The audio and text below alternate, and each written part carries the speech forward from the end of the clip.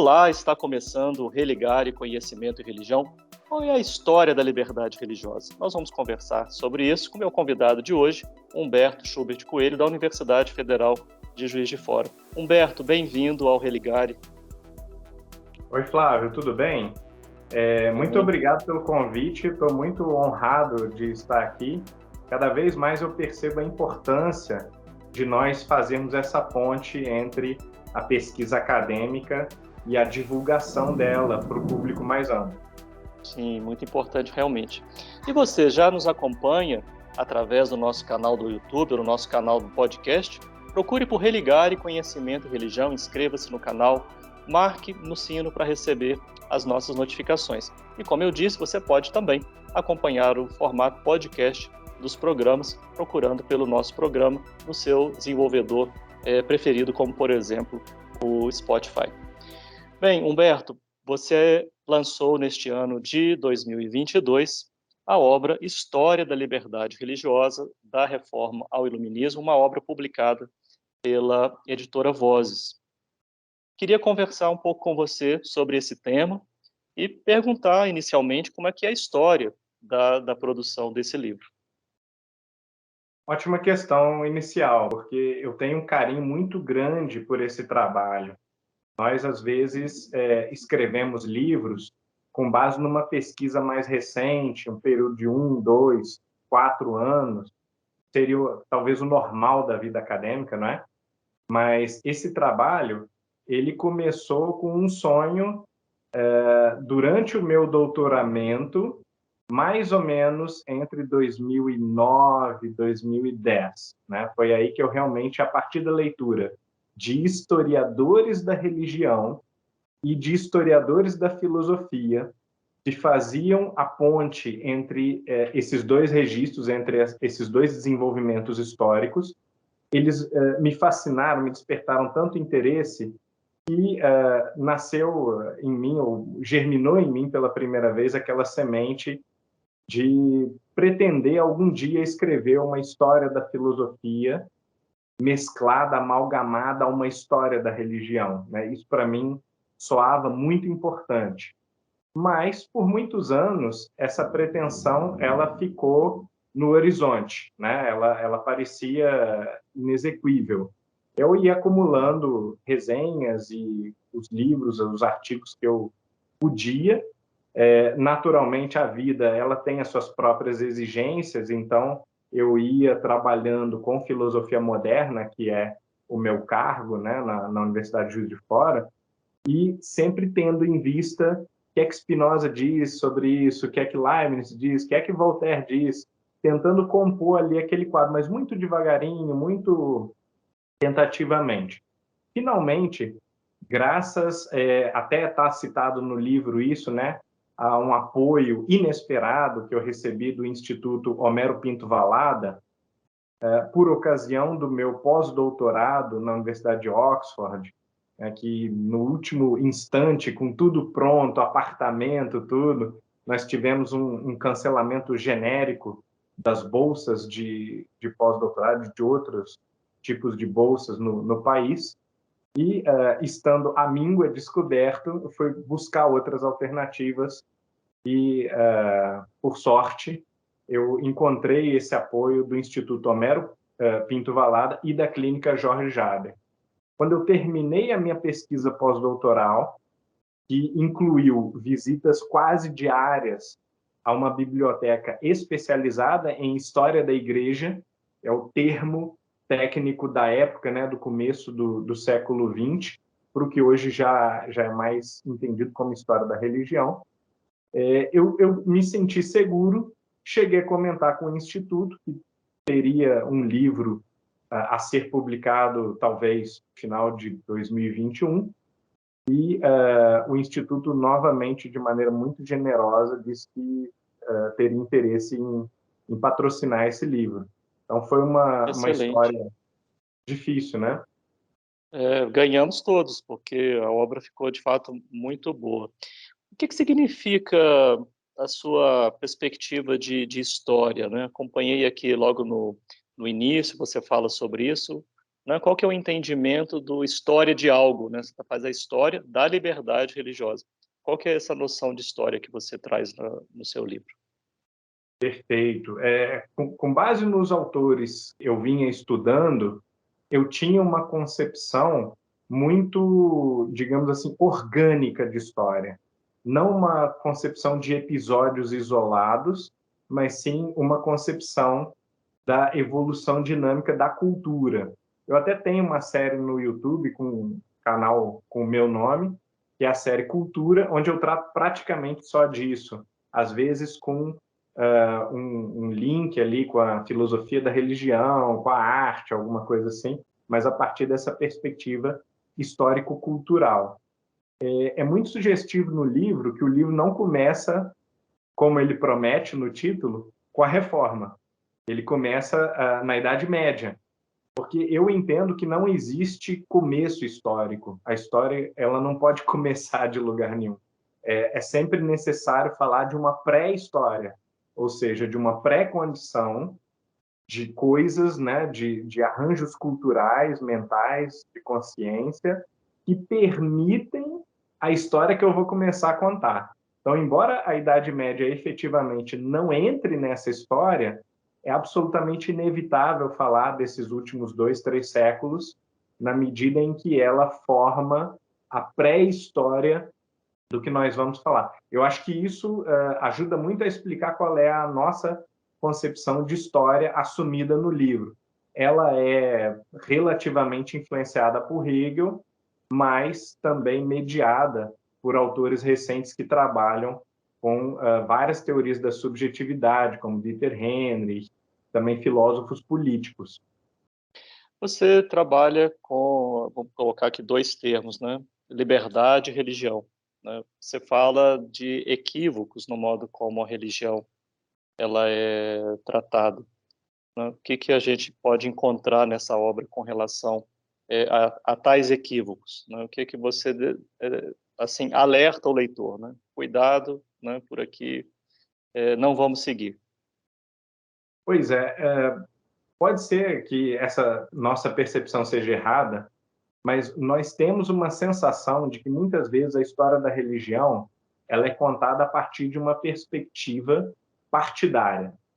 Seja porque ela é muito claramente confessional, é a história da igreja mesmo, história da nossa igreja, da nossa comunidade, da nossa fé, e isso é obviamente perfeitamente válido, não há nenhum problema nisso, né? Mas é a história do nosso lado. Seja porque também é comum na realidade acadêmica nós assumirmos um lado antirreligioso ou materialista, ou no mínimo bastante crítico à religião. Então, de onde quer que se parta, a história da religião ela acaba sendo um pouco partidária. Eu me formei no departamento de ciência da religião, tem a peculiaridade de ser muito secularizado, ter uma perspectiva muito secularizada, que é a perspectiva ali do Departamento de Juiz de Fora. Eu hoje trabalho no de filosofia. Eu diria que a minha perspectiva filosófica também influenciou a maneira como eu leio a história da religião.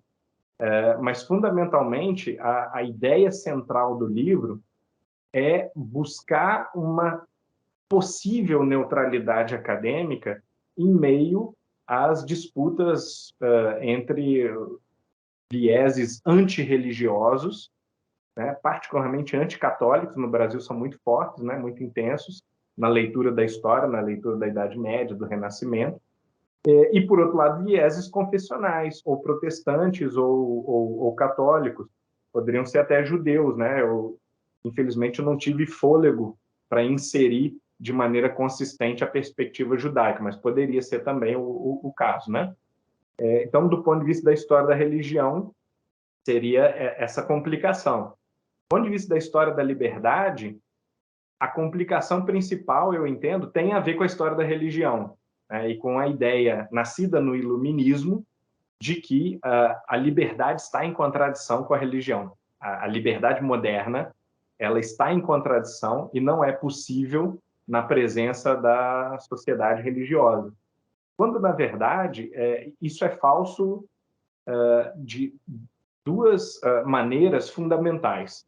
primeiro lugar, cada vez mais fica mais óbvio que a sociedade não se tornou menos religiosa com a modernidade. Muito pelo contrário, a religião continua sendo um tema central para o assombro de muitos especialistas em religião, né?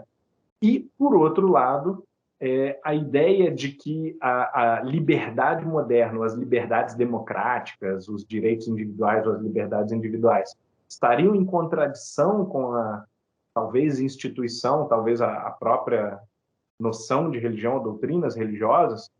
Essa é uma ideia que é também errônea do ponto de vista da sua própria gênese, porque muitas dessas ideias foram concebidas por pessoas francamente religiosas ou por sacerdotes. Então, nós precisamos considerar que a disputa a respeito da liberdade moderna, ela nasce do seio da religião, de disputa sobre liberdade de interpretação das escrituras sagradas, liberdade de confissão, de profissão de fé, de culto, né, que é um aspecto mais material da liberdade religiosa. Então, de diversas maneiras, a liberdade religiosa, ela é a semente, ela é meio que o ponto de partida da liberdade moderna. Você traz dois marcos, né? Você até falou que precisou tratar também da Idade Média, mas você demarca da Reforma ao Iluminismo. Por que esses dois marcos? Sim, é muito necessário, então, com base no que a gente falou a respeito da tentativa de não ter uma perspectiva partidária, que a gente dilua ou relativize a ideia de uma modernidade anticatólica, ou de uma modernidade como a superação da Idade das Trevas, né, de um estado de coisas cultural que seria muito negativizado pela crítica do iluminismo e do século XIX, quando depois da crítica iluminista surge também a crítica materialista à religião, né? A ideia de que a religião seria um símbolo de atraso, de obscurantismo, de ignorância, né? Então, nós mostramos, né, que a ciência, por exemplo, a ciência ela tem um lugar de destaque nessa história que é da filosofia e da religião, porque a ciência justamente ela é um produto de crentes, né, de pessoas extremamente religiosas, né, das mais religiosas que a gente tem notícia na história, como, por exemplo, Isaac Newton, Robert Boyle, Francis Bacon, René Descartes, Galileu, Giordano Bruno, etc. E tal. Praticamente qualquer nome que a gente levantar assim dos iniciadores da ciência moderna, na modernidade. Então, esse exemplo ele é bem paradigmático e ajuda a gente a entender que a reforma ou renascimento, né, e o iluminismo, eles são ambientes plurais, extremamente dinâmicos, onde pessoas religiosas ou antirreligiosas, católicas ou protestantes, pagãs, porque há o retorno, o renascimento do paganismo, por exemplo, com Giordano Bruno e outros, né, que vão flertar com o paganismo, vão ser assumidamente pagãos, né, a importância dos pensadores judeus. Então, de diversas maneiras, esse dinamismo da modernidade vai mostrar para a gente justamente que não há a história de um partido vencendo o outro, mas sim uma construção conjunta, dialética, onde todos estão ali reagindo a todos os demais, o que é muito mais difícil, inclusive, de narrar e de retratar. Muito bem, no Religare de hoje nós estamos conversando sobre História da Liberdade Religiosa, título do livro publicado pela editora Voz, e o autor da obra está aqui conversando com a gente, o professor Humberto Schubert Coelho, da Universidade Federal de Juiz de Fora. Nós vamos continuar essa conversa, vamos fazer um rápido intervalo e voltamos já.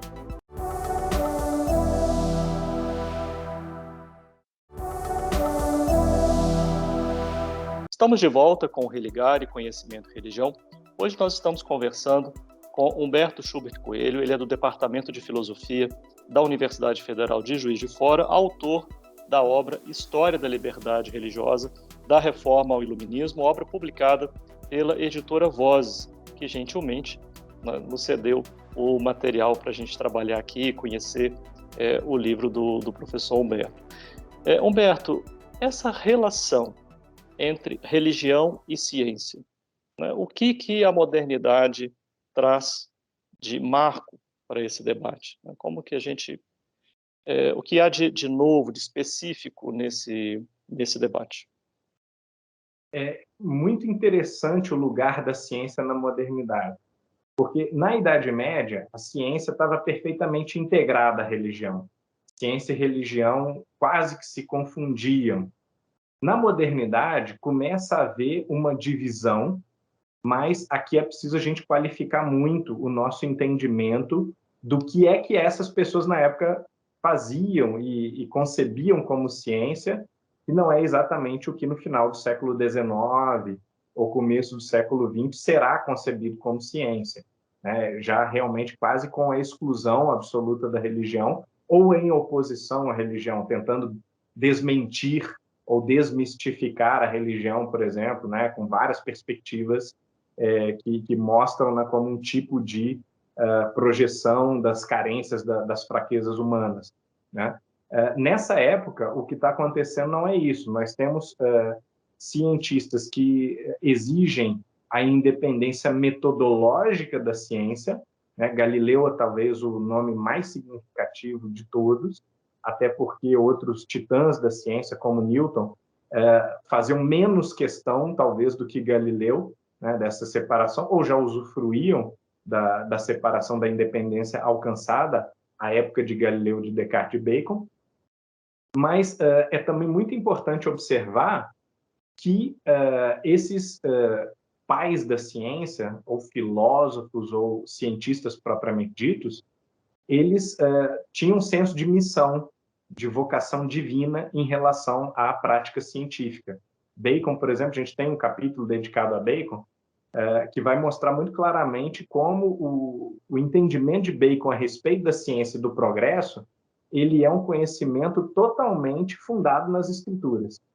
Então, Bacon vai dizer, olha, a destinação do homem, segundo as escrituras, é a conquista da natureza, é a administração da natureza, que o homem se torne uma espécie de administrador do mundo natural, que ele progrida, que ele alcance o conhecimento e a tecnologia, né, que é a prática, a aplicação do conhecimento para domínio da natureza. Com base nessa crença, fundamentalmente bíblica, que Bacon vai não apenas propor um estudo mais cuidadoso, né, da realidade natural, como também a sua transformação através da tecnologia, da economia, da indústria. Então, nós vemos aí a gênese dos valores modernos muito ligados à noção de uma destinação divina.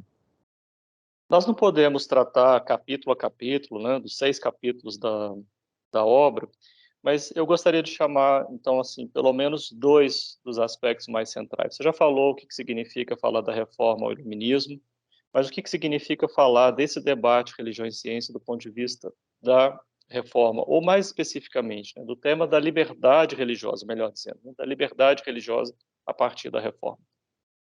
Ótimo. Eu dei à Contra-Reforma o seguinte subtítulo, né? A Contra-Reforma ou o modo ibérico de reformar. Ou seja, eu acredito que a reforma foi um processo muito amplo que incluiu uma quantidade muito grande, né, da estrutura católica também, de modo que um dos erros fundamentais ao se discutir tanto a liberdade religiosa quanto todas as outras questões ligadas à reforma é entender a reforma apenas como reforma protestante, né, a reforma que se opõe ao papado, à Igreja Romana, quando, na verdade, Cisneros, né, e depois o movimento jesuítico todo, claro, as transformações da escolástica ibérica, isso tudo que influenciou fortemente a cultura brasileira, por exemplo, é a maneira ibérica de reagir aos problemas colocados pela reforma. Então, de maneira muito plural, os europeus, né, e também as colônias europeias que eram afetadas pela Europa na época, reagiram a esses problemas de uma forma muito moderna. Então, a associação entre reforma, modernidade e liberdade religiosa, ela é uma associação que não pode passar apenas pela concentração na noção protestante de reforma. Embora, é claro, a cisão e a própria contradição lógica entre a reforma protestante e a Igreja Católica, inclusive o reformismo católico, essa contradição lógica vai, em alguns momentos, enfatizar ou intensificar muito esse processo. A gente vê isso não tanto em Lutero, tem uma mente muito medieval e uma mente muito despreocupada, né, com o progresso, com as questões da liberdade, mas a gente vai, a partir das condições criadas por Lutero e Calvino, a gente vai começar a enxergar uma maior preocupação com a liberdade já no século XVII, ali na geração de Spinoza, na geração de Locke, na geração de uma série de outros pensadores que, por conta do ambiente criado pela Reforma Protestante, eles vão poder ousar falar de um destacamento completo do Estado da religião, vão poder defender os hereges, ou cada vez mais o nome herege vai caindo em desuso, vai se tornando politicamente incorreto para a época, e vai entrando no lugar dele a noção de dissidente, de não conformista, que é uma noção, inclusive, positiva ou heróica de contraposição às igrejas estatais. E é nesse sentido que a gente pode, então, começar a falar mais claramente em liberdade religiosa e que contribuição traz o iluminismo para esse debate. Exatamente. O iluminismo seria a consolidação final desse processo, quando a filosofia ela vai se tornar cada vez mais política, social e advogar realmente uma ruptura, já não tanto institucional com a religião, mas uma ruptura da consciência, uma ruptura do espírito humano, né? A gente vai ver isso em textos como os de Voltaire, de Rousseau, depois de Kant, né? De Lessing, de quem eu inclusive fiz a primeira tradução da Educação do Gênero Humano do alemão ao português, né? Então, um texto muito importante para mim, um autor muito, muito importante para mim. Né? Esses autores eles vão se mostrar muito liberais ou muito libertários exatamente por entenderem que essa ruptura com a religião ela tem que ser uma ruptura filosófica, não basta uma ruptura institucional. Isto não quer dizer que não sejam autores religiosos, muitas vezes, ou que sejam talvez antirreligiosos. Muito pelo contrário, a gente vai ver que Voltaire e Rousseau, que são os ícones talvez de uma postura iluminista, eles vão em diversos momentos brigar com seus amigos que são ateus ou materialistas, né? Vão insistir que é impossível ser materialista ou ser ateísta. Então, quer dizer, nesse momento ainda há um vínculo muito forte, né, da filosofia com as noções de Deus, de mortalidade da alma, de bem e de mal, né, que são noções que os iluministas majoritariamente abraçam. Para a situação do tema da liberdade religiosa no Brasil, né, a gente pode colher, né, algumas consequências desse debate, é mesmo só para a gente terminar a nossa conversa de hoje. A história nunca é sobre o passado. Ela nunca é sobre o passado. Essa é a primeira coisa que a gente tem que saber. Se ela fosse sobre o passado, não faria sentido publicar um livro em 2022 sobre o Egito, sobre a Grécia, ou sobre a Reforma e o Iluminismo. A história é sempre sobre o presente. É sempre sobre a maneira como a nossa consciência processa e digere aquilo que constitui o nosso passado. E é por isso que ela é sempre muito presente, porque o passado é nosso. Né? A reforma, contra-reforma, o iluminismo, de uma maneira tipicamente portuguesa e depois tipicamente brasileira, né? Essas transformações, esses processos, eles constituem hoje parte das nossas dificuldades de relacionar e, às vezes, de separar política de religião, parte do nosso imaginário. Se a gente estuda a filosofia portuguesa, por exemplo, né, os traços tipicamente portugueses do messianismo, né, de uma noção assim apocalipsista e de redenção também da pátria, são noções muito fortes na filosofia portuguesa, aparecem nos debates do ano 2022, sem dúvida nenhuma, né, de maneira inequívoca, nas eleições, nos podcasts, nos comentários de youtubers, né, que sem nenhuma consciência maior assim do desenvolvimento histórico, religioso ou filosófico da cultura brasileira. Muito bem, muito obrigado, parabéns pela obra História da Liberdade Religiosa, da Reforma ao Iluminismo, publicado por Editora Vozes. Muito obrigado pela sua participação, Humberto, aqui no Religário de hoje. O Religário é um projeto de extensão do Programa de Pós-Graduação em Ciências da Religião da PUC Minas. Se você quiser saber sobre as nossas atividades e cursos, procure pela página que está em pucminas.br/ppgce. O Religário de hoje fica por aqui. Até a próxima semana, um abraço muito cordial. Até lá.